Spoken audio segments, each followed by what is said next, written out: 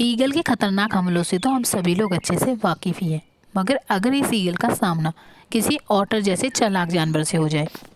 तो वो ऑटर्स इन ईगल जैसे खतरनाक शिकारी पक्षी को भी इस तरीके से मार देते जैसे मानो उनके लिए ये ईगल कोई छोटी सी चिड़िया हो। आप जरा सामने इसी वीडियो में देखिए कि किस तरीके से वो ऑटर उस ईगल को देखने के बावजूद भी उस ईगल के सामने से इस तरीके से निकला